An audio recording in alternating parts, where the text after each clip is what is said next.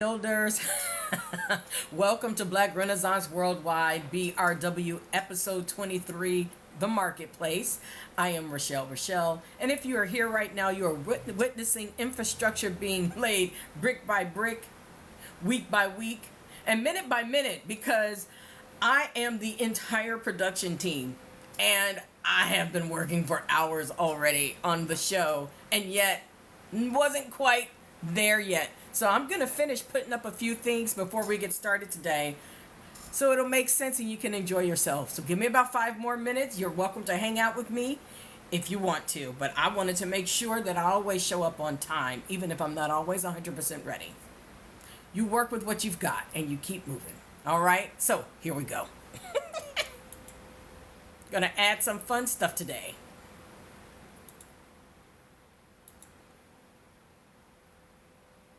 I don't know if you guys have ever gone live or you have your own channel or if everything you do is, just, personal and fun. But for those of you who are also kind of interested, but you haven't really dabbled into it yet and you're trying to figure out exactly, how does all this work? There are some features inside of these creator spaces where you can do exactly what I'm doing right now. So right now I'm going to add an image that is going to support what we're talking about on the show today. I'm going to add actually several images. I'm just trying to find myself. Hold on, I'm all excited. Just give me a second.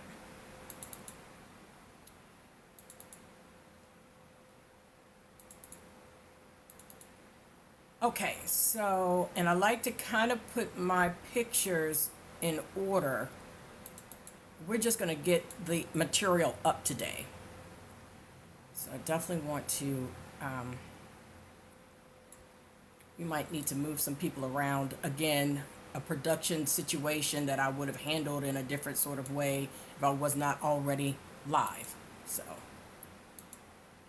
but I told y'all I was building this thing live and in person, and as you can see, today was one of those days where I just needed a little more time, a little more everything. I haven't even had coffee this morning yet. Okay, this one is really important to me, so I'm gonna make that big, real big. Okay, now we've got some few other things that are coming. And as a matter of fact, it always gets kind of busy this time of the week. And normally what I would do is unlock. So you can lock all of these right here. I would normally unlock them and I would rearrange them so that everybody has a little bit of space.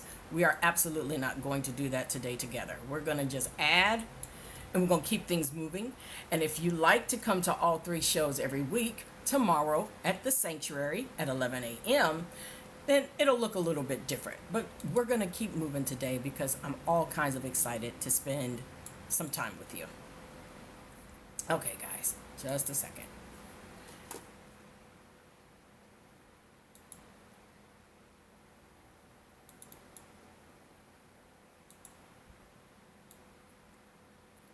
And tomorrow I will put on the these little where I kind of highlight who they are, what's going on. But for today, while we're together, I will just take the time to be sure to share, really share with you what's going on. So, and this one right here, I'm sorry, it's after my own heart. We're going to do something extra special with this one. So now that I've got everything enough in place so that we can actually have a full show, let's go ahead and get started. Let me get situated one last time. Yeah, this goes down. And this goes, no, this goes, no, this goes here. And this goes here. All right, so here we go, y'all.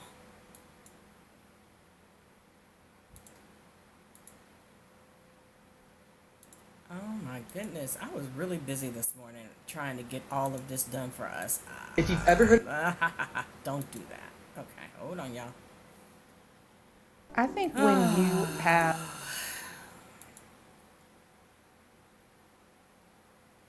Okay, everything's looking production ready now.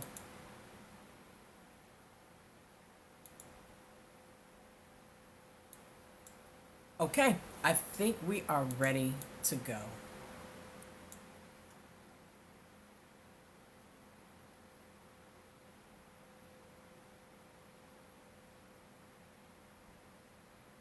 Okay, I think we are ready to go. This is okay, now we're ready.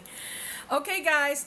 So, again, for those of you who are just jumping in and joining, hello. Thank you so much, Charles. Nice to meet you. Nice to see you. Nice to have you. I'm going to kind of start over for anybody who came in brand new. Good morning, builders. This is, and welcome to Black Renaissance Worldwide, BRW, episode 23, The Marketplace. I am Rochelle. And if you are here right now, you are witnessing infrastructure being built, being laid brick by brick, week by week during the show. The Marketplace is where we review what we forged.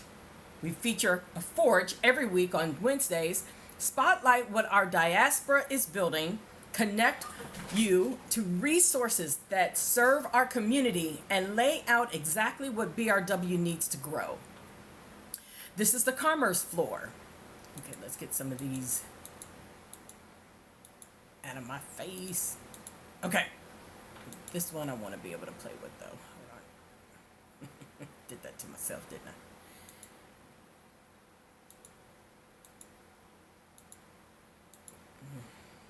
Y'all, it's been a heck of a morning. Okay, now, as always, let's open our session, our show today, with intention. We gather at this moment, conscious that time is a coordinate and space is a field, and that we are matter organized into meaning. We affirm that the intention behind every action in this space is directed toward the highest probable good for all conscious beings, those here, those watching, those yet to arrive. We honor the full spectrum of human experience, every identity, every expression, every lineage, every struggle, every triumph. We acknowledge that we are entangled. What we build here ripples outward through networks we cannot fully map, but are responsible for shaping. We enter this work with coherence, with clarity, and with the understanding that a world that works for everyone is not utopia, it's engineering. Let us begin. So, Black Renaissance Worldwide is the global infrastructure for Black economic self-determination, the underground railroad system, the underground ecosystem. We begin as a directory. The white pages meets the green book meets marketplace, an education platform, a living network, and a community infrastructure that turns neighbors into allies, and allies into builders. We evolve into a movement that acquires, holds, and builds through community land trust, union cooperatives, mutual insurance societies, and private family foundations. The financial vehicles that turn Black dollars into Black permanence. We construct the complete infrastructure of Black life, from grocery stores, hospitals, schools, and research facilities to the manufacturing of everyday essentials that stock our shelves, supply our homes, and fuel our bodies. Every new technology that emerges, we trace our hand in its origin, or we build our own alternative, because full self-determination means owning the supply chain from the factory floor to the front door. I call us little Burkina Faso. Our own everything, everywhere, for every one of us permanently. Every chapter, every board, every business, connected, self-sufficient, and permanent. From boycott to buyout to build worldwide. So welcome back, flagship family. You built this chair. We're sitting in it together now. Let's get to work. All right. So the marketplace again is where Black commerce, culture, and community come alive. Every Saturday, BRW opens the Village Square, celebrating the Black-owned businesses pushing boundaries across the diaspora and community hubs holding our people together. The elders whose wisdom anchors everything. Wait a minute. Okay. Sorry, y'all. Whose wisdom anchors everything we build, and the creators turning vision into legacy. The marketplace exists because Black dollars circulating Black communities, inside of Black communities, build the permanent ecostructure, economic infrastructure our people deserve. So pull up a chair. The market is open. Okay, let's do a really quick recap because I want to get to the fun stuff, the new stuff. All right, so Wednesday's Forge session. Thank you for joining. Wednesday's Forge session hit different this week. Carter G. Woodson, Dr. Patricia Bath, Tariq Nasheed, and Fearless Fun all walked through the room together with the energy, and the energy has not settled since. When knowledge, invention, storytelling, and capital all land in the same hour, something permanent shifts inside the people who receive it. Thank you guys for joining. Welcome, welcome. So happy to have you here. The book of the week, Carter G. Woodson set us down with the miseducation of the Negro and reminded us that the first battlefield of Black liberation lives inside the mind. Written in 1933 and still cutting like a fresh blade today, Woodson's diagnosis remains painfully relevant. An education system designed by others for others produces minds that serve others. I know that sounds all kinds of twisted, but basically what he's saying is if you let somebody outside of yourself teach you, and that is the only food you eat, then you will only ever think like them, and they can use that to control your actions, to control your very being from the inside out. Okay. The moment we reclaim the power to define, teach, and transmit our knowledge, everything changes. Please read it, teach it, pass it on. We've got a clip for that.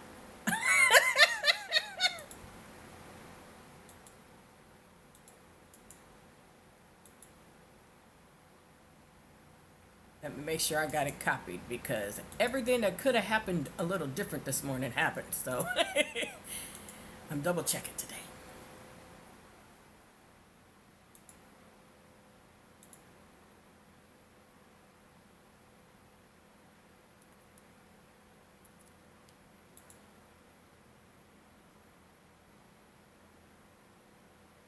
He created Black History Month, but his fight went way deeper than just a celebration. This is the story of Carter G. Woodson. Born to formerly enslaved parents in 1875, Woodson knew early on that history was being used as a weapon to erase Black excellence and justify racism. He made it his mission to change that. In 1915, he founded the Association for the Study of Negro Life and History.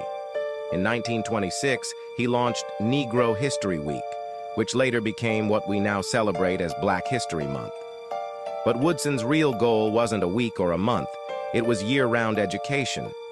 He believed that if Black people understood their true history, their power, their inventions, their leadership, they could never be oppressed the same way again. He wasn't asking for permission to be remembered, he demanded it. Carter G. Woodson once said, "Those who have no record of what their forebears have accomplished lose the inspiration which comes from the teaching of biography and history." If you didn't learn about him in school, now you know. This is the Black history they hide. Okay. I hope you like that segment. I took the time, and maybe I shouldn't have, to try to find some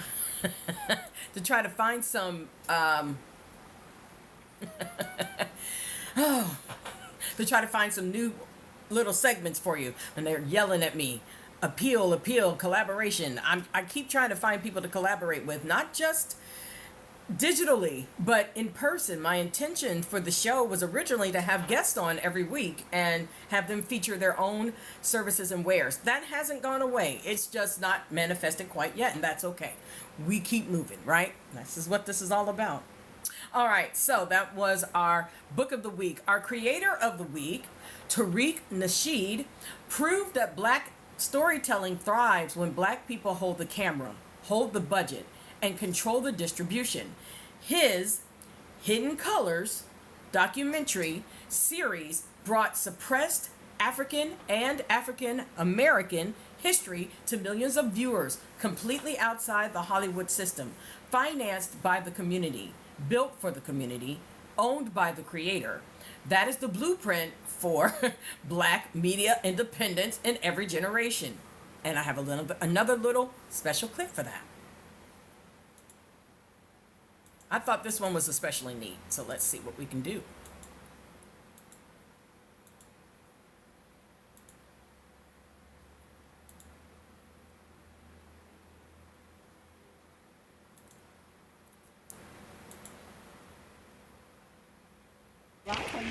Well, the plantation, Whitney I don't Plantation. know why it's doing it like this today. Well, the plantation, Whitney Plantation out here in Louisiana. Some of the slave quarters here. You know, you can feel the ancestral energy here. Mm-hmm. My mom. All right, and we got over here, we got the slave quarters here. All right, that's my son Mateo. All right. Yeah. Inside the slave quarters at the Whitney Plantation. Wow.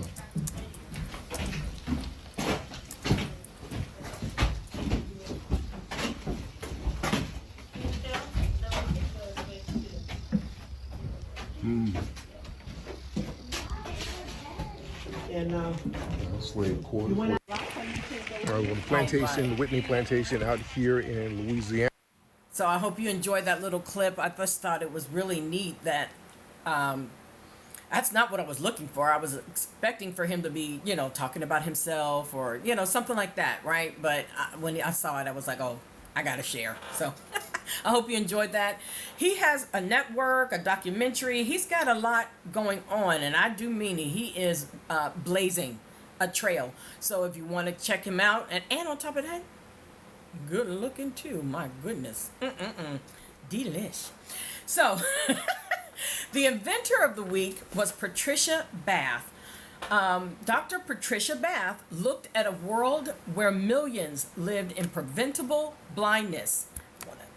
There we go. I don't want to cut off my face, but at the same time, these people are what's important. All right. Preventable blindness, and decided that was unacceptable. So she invented laser phyco probe. The laser phyco probe, if I'm pronouncing that correctly. She became the first African American woman to receive a medical patent in the United States history, and co-founded the American Institute for Prevention of Blindness to bring eye care to underserved communities worldwide. She did not just restore sight to patients who have lived in darkness for decades. She expanded the definition of what Black women in medicine could claim, build, and leave behind. And I am going to re-feature the segment that I featured before, because the person that is featuring Dr. Bath is another creator that I very much respect, and I want to give him his flowers. So I want to feature it again. Here we go.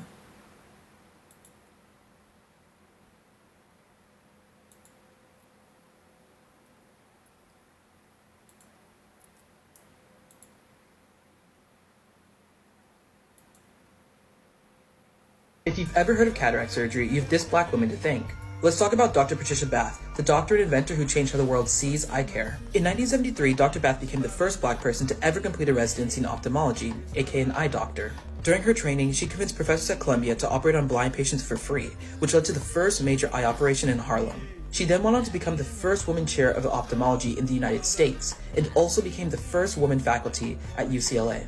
Because she was a woman, she was put in the same room as secretaries, even though she was a doctor. But she persisted and invented the laser phaco probe, which revolutionized cataract surgery. In doing so, she became the first black female doctor with a medical patent. In 2019, she passed away, but this is the lesson she leaves us with.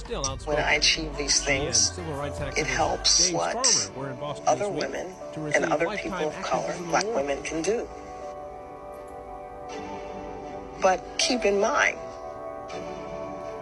I never had any doubts. If you've ever heard of cataract surgery, Okay, keep in mind, I never had any doubt. That's going to stick on my heart for the rest of my life. Okay, so Dr. Patricia Bath. All right, our Forge of the Week, our highlighted business of the week was and is Fearless Fund. So Fearless Fund put capital exactly where mainstream venture consistently refuses to look, in the hands of women of color founders at the pre-seed and seed stage, where I am right now. I will be getting in contact with them. The earliest and the most underfunded moment in a company's life. Founded by Arian Simone and Ayanna Parsons in Atlanta, Fearless Fund fights for the founders that traditional finance overlooks, and it does so with unapologetic intentionality. When you support Fearless Fund, you support an entire pipeline of black and brown women building the next generation of American enterprise. Carry every one of those lessons into the marketplace. The knowledge, the creativity, the invention, the capital, all of it belongs to us. Buy black, build black, stay black. Hey, hey, hey. And we've got a segment for that as well.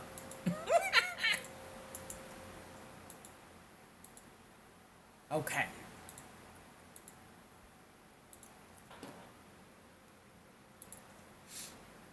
Hi guys, thank you for joining. Here we go.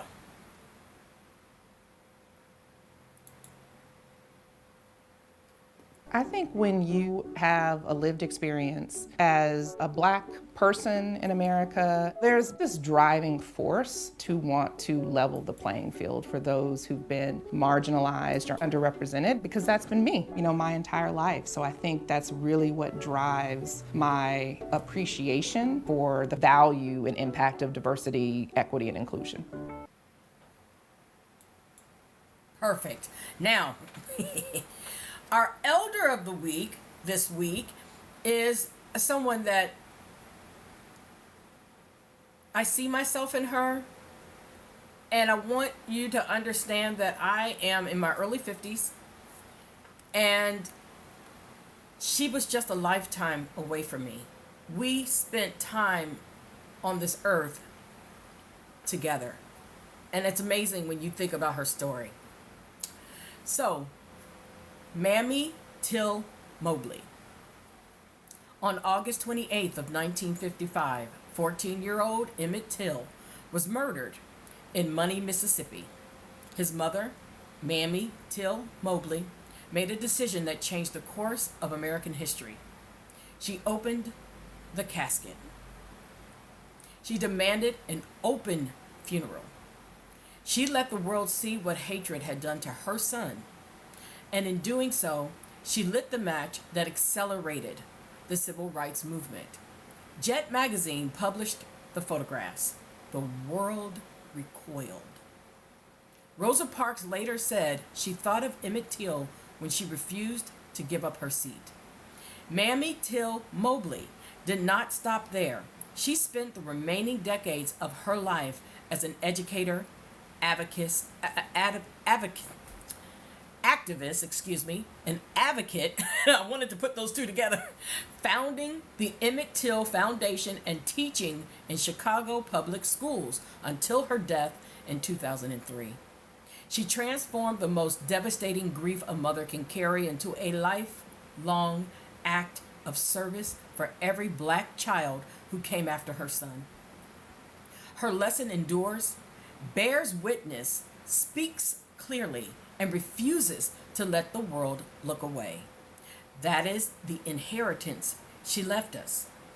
I honor it. I hope you do too. Got a segment for that.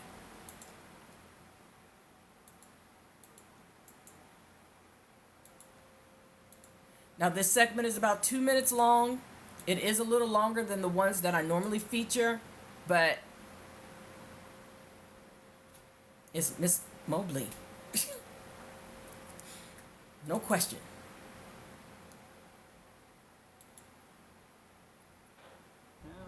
I said, we're rocking boats now. In fact, we're going to turn them over.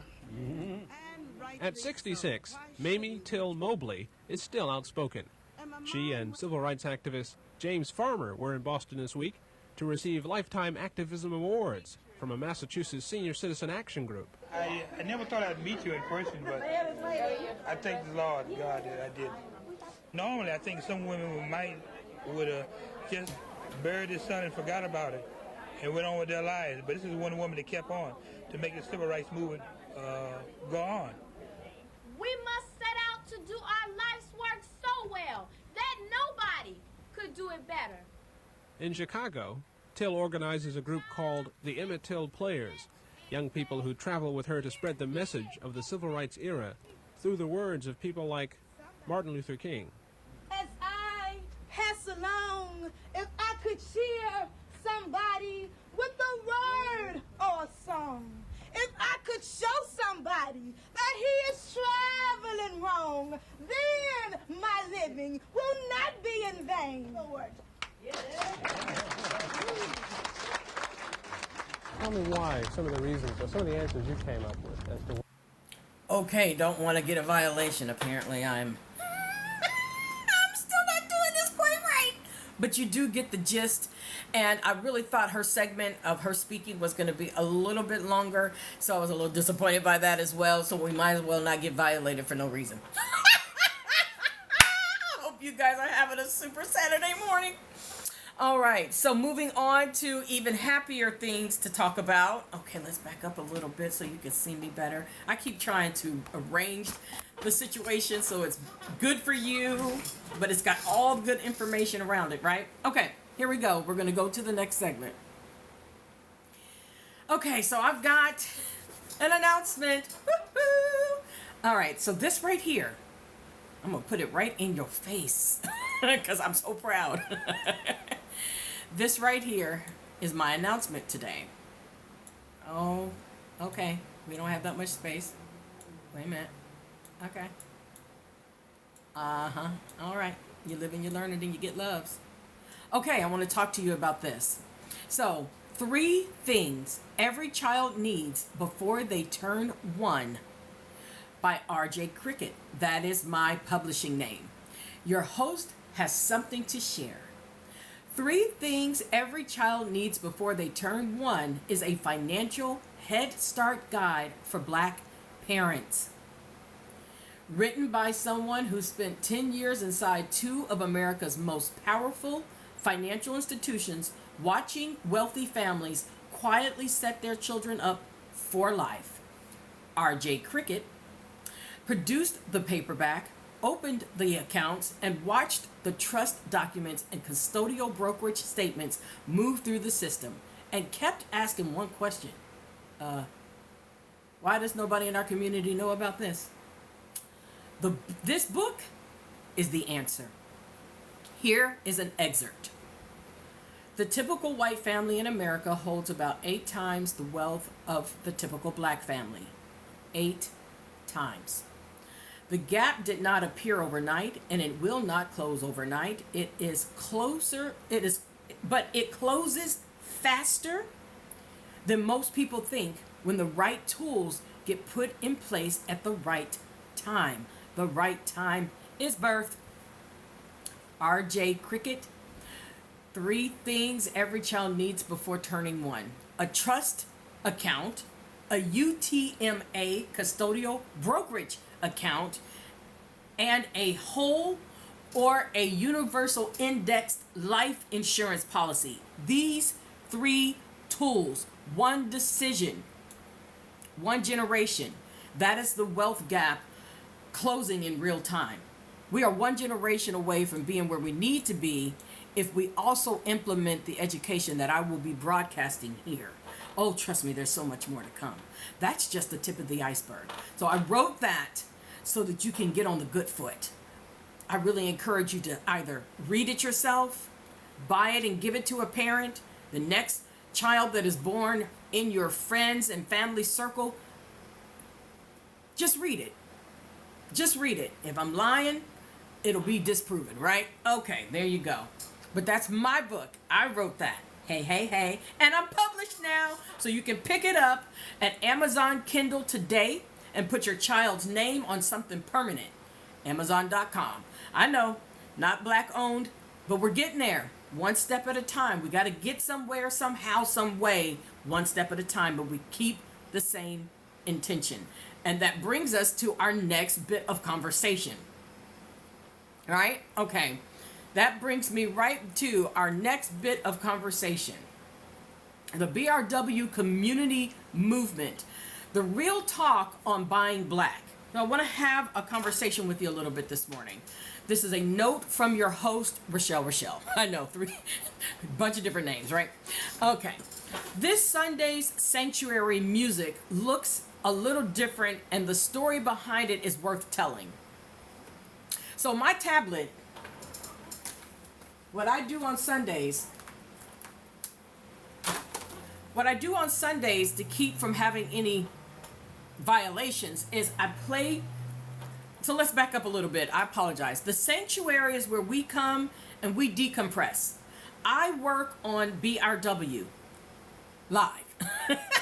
And in the background, I play music and I invite you to come and enjoy the music with me. It is always Afrocentric. I do my best to find Black-owned and African-owned or diversity-owned channels from YouTube because they have those long formats, right? And I create a playlist for you to enjoy on my channel, and then it also gives you the opportunity to go to their channel and become a subscriber there, or to listen and partake of their other playlist over there. So normally what I do is I've got my computer here. I've got my, you're gonna laugh at this, I use my work screen as my teleprompter. So I've got my personal computer, my little laptop, I've got my little teleprompter that I've created, and then I use this tablet, or I did use this tablet until it just died on me completely, for music. And I will pull up, you're gonna laugh at me, I'm telling you, this is grassroots setup, but it's gonna keep moving. So I use this, it's a little stand, and I put this on the stand, and then I put the speaker up against the speaker on the computer, and I let y'all listen to the music with me for about half an hour to 40 minutes, depending on how fast I can get through the review for the previous 2 days for the whole week. And so this week is going to look a little different because I'll read it to you. Okay, my tablet got damaged and needed replacing. Simple enough, right? Except I spent so long searching. Thank you so much for joining. I spent so long searching for a Black-owned electronics store or marketplace that carried tablets in my price range, and truly, the one-for-one swap just does not exist yet the way that we need it to. So this week's music streams through pure collaboration while I research the right partnership for this Sunday. Inconvenient a little bit, worth it every bit, absolutely. So, and that is the real conversation we need to have about transitioning our buying power. And this was the part that I really wanted to get to. The transition work is real. Finding a Black-owned business that carries what you need, learning their system. So, you know, we're talking about, if you went to Amazon, you could get it tomorrow. But if you went to a Black-owned business, it may be a week or 2 weeks. Even my book will ship within a week, because that, I'm going to put up a digital copy, yes, but I had to work on that a little bit. It wasn't in time for today's show. But my paper copy all day long is available there. It could take a week for you to get it. It's not instant. We are starting from dirt and scratch and grit. And those who are involved in this movement either get that or get the frick out of the way. Do whatever you want to do. We honor you and we love you anyway. Just get out of our way so that you're not part of the problem. Okay? If you can't help, then just simply don't harm. How about that? Okay? I'm not going to keep fussing at you. But anyway, so learning their systems, trusting their process, and sometimes paying a little more or waiting a little longer, that takes intentionality. The mainstream option sits right there, familiar and easy. The Black-owned alternative requires a decision, research, and sometimes genuine sacrifice. Both the buyers doing the work and the sellers building the infrastructure deserve recognition for showing up in this gap. We are in transition. So here is the paper towel story. And stay with me because this one hits deep. It sounds silly, but these are the little things that we're talking about when we are intentionally making a change, right? So your host switched from Viva signature cloth paper towels. And if you know, you know. The paper towel makes you feel rich. It feels like more than paper, but not quite a washcloth. And so I love that in-betweenness and the softness and the way that it even pulls off of the bro. I'm telling you, I'm in love with this toilet paper, right? It makes me feel a certain kind of way. Thick, soft, cloth-like, luxurious. I think those are all the best ways to put that. That feeling connects to a personal manifestation practice, right? So we're all individually already trying to do our goodness for ourselves, and then we want to make sure that we pour that extra into the entire community. And now we have to be even more intentional and take up our activity that much more so that we can integrate these two things together, right? So that feeling connects directly to a personal manifestation practice, abundance, prosperity, the energy of living well. Switching to a Black-owned paper towel option means giving up that specific cloth feeling for what might be a more standard product. That is a real sacrifice, right? But here is what happens instead. The manifestation energy did not shrink, it amplified. Because now that rich feeling connects to something bigger than one household. It spreads across the Black entrepreneur who built the business, the family they employed, the community they invested in, and every person in this network making the same choice. The immediate intensity shifts and the expansive reach multiplies. The richness stops being personal and becomes communal. That is not a smaller feeling.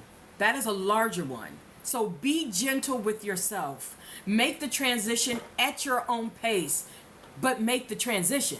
You understand? Okay. Now, if you need a few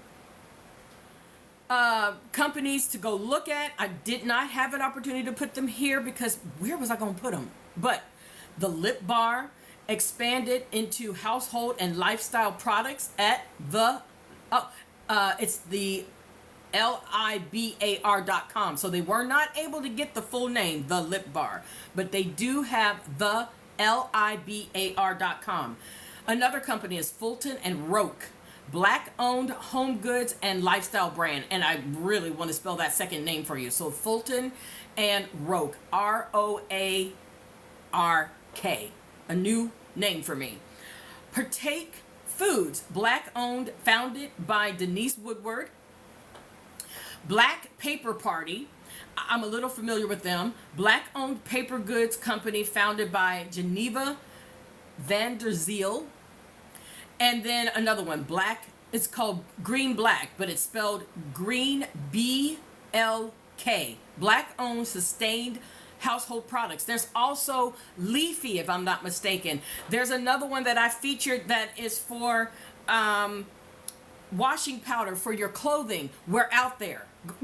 Just Black-owned this, Black-owned that, Black-owned that sells, Black-owned marketplace. Just Google it. Okay. All right. Okay, so this is what BRW needs. Now, after I done asked you to go out and spend all your money with other people, I got the nerve to say, now I need your help too. But I do. Here we go. Black Renaissance Worldwide is building the global infrastructure for Black economic self-determination, and that infrastructure needs builders. Right now, BRW actively seeks platform developers and web engineers ready to build tools that serve millions, attorneys with expertise in nonprofit law, intellectual property and business formation, content creators and videographers who want their work to mean something, Black-owned businesses ready to list in the BRW directory and marketplace, and community organizers who can carry the BRW mission into their cities and networks. If you carry any of those skills, a license, a camera, a vision, BRW is the place for you. We welcome you in. This is a movement that grows with all of us. I'm just one person. I'm going to keep moving, and I welcome all of you that join in this particular wheel of the journey. Okay, so please step forward. And that brings us to our diaspora spot for the week. This week we are highlighting Nala Money. I just learned about this morning. So exciting. It's a Pan-African fintech. So Nala Money launched as a Pan-African fintech platform built to make sending money across Africa and the diaspora fast, affordable, and dignified. Founded by Benjamin Fernandez in Tanzania, Nala serves millions of users across Africa and the UK, moving money between families, businesses, and communities with the speed and the ease the diaspora deserves. Nala proves that African-built financial technology serves African people better than a legacy system built without them in mind. Follow their work at nala.money and keep Black dollars moving efficiently across the diaspora. I've got a segment for that.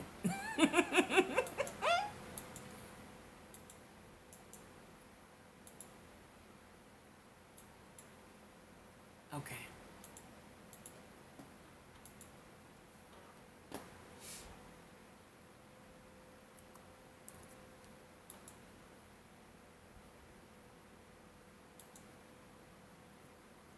I'm not gatekeeping this anymore. I send money easily directly from the Nala app to my family back in Kenya. It doesn't matter whether I'm having breakfast, if I'm out and about, or I'm getting ready for a night out.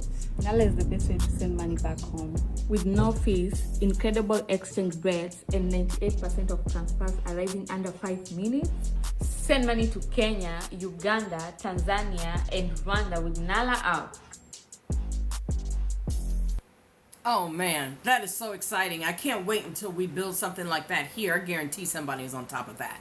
And I'll be keeping my eyes out for it. I'm excited about all the things that we're doing right now. Welcome, welcome. I see that there are still people jumping on in. Happy to have you. So, moving on to the next section of the show. Our last section of the show before we close out.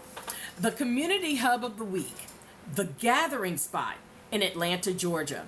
So we are highlighting the Gathering Spot in Atlanta, Georgia. The Gathering Spot operates as a private membership club, creative workspace, and community infrastructure for Black professionals, entrepreneurs, and creatives in Atlanta and beyond.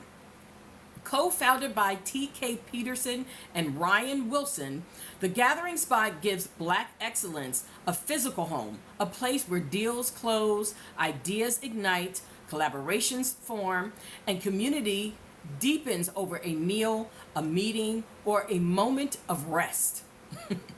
In a city that pulses with Black economic energy, the Gathering Spot serves as the living room where that energy gathers, organizes, and grows. So visit thegatheringspot.club.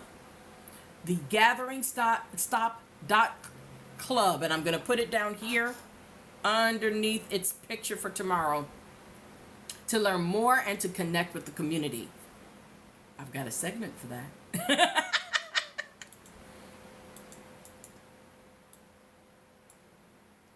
Let's make sure we did this right, because like I said, it's been really interesting morning. Here we go.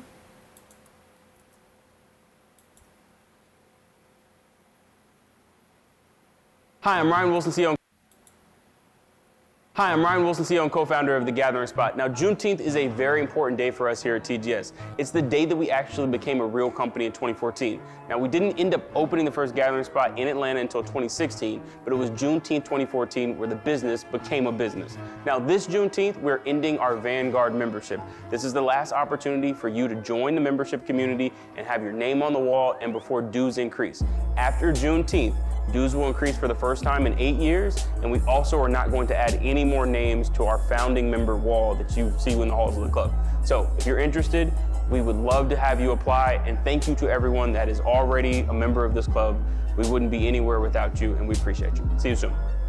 Oh, how sweet. We missed that opportunity, but there will be more. They're not going to be the only ones coming. That's the beauty of this.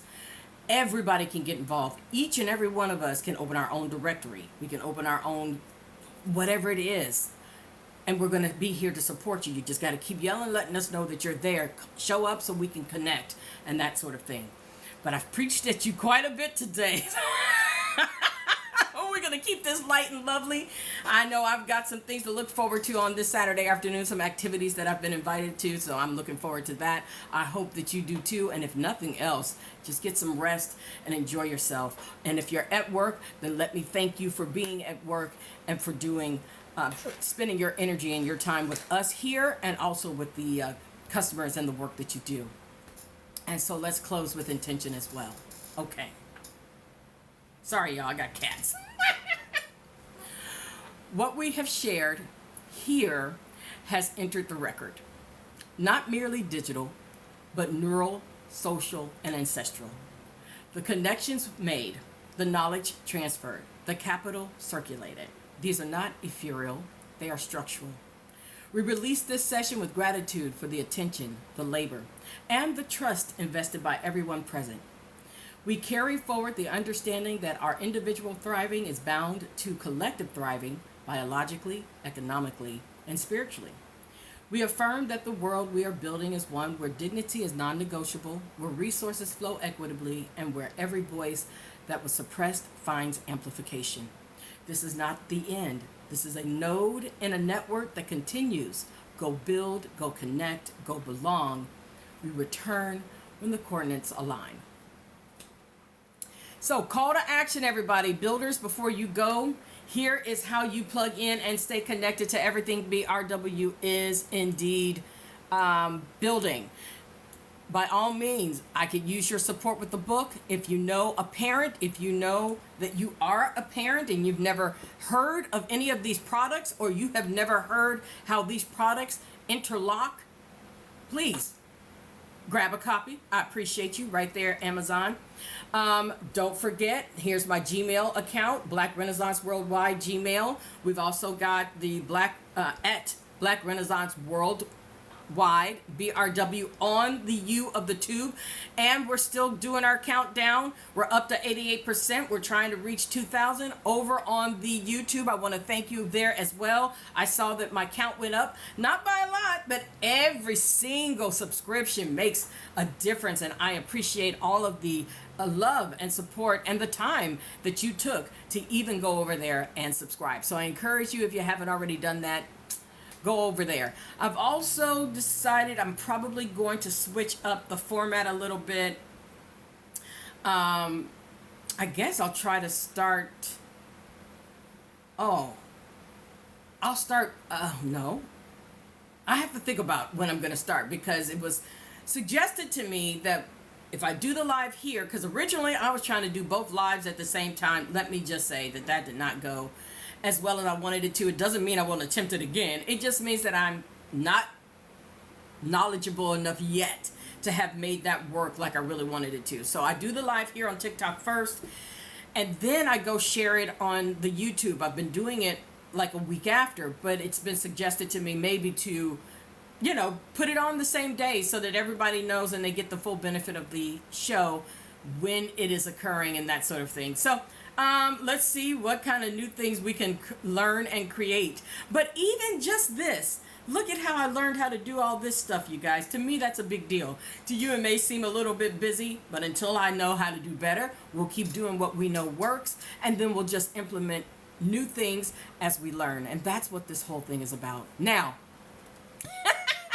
so feel free to subscribe. That's really what I was trying to say. We go live 3 days a week. Wednesday, The Forge at 10 a.m. Saturdays, right here, 10:30 a.m. And on Sundays, the Marketplace for Saturdays. And on Sundays, The Sanctuary at 11 a.m. And on Sundays, we spend about an hour together. Although today has been very packed full, chock full of good new stuff. Now, BRW, as I said before, at the very beginning when we were running into production issues, we are doing this live. I only have a few hours a week that I can completely and totally dedicate to this until we get this thing moving enough for me to give it my undivided attention. And so we are building permanent infrastructure live with you guys every week. That's what I do on my hour of the Sanctuary tomorrow. So remember, I am Rochelle. This is Black Renaissance Worldwide. For those in the back who didn't hear me say it a bunch of different times before, leave the world better than it was when you woke up. You will thank yourself for it. And I will see you here again tomorrow, Sunday, August 9th, for the Sanctuary at 11 a.m. So much love, you guys. I hope you have a great day.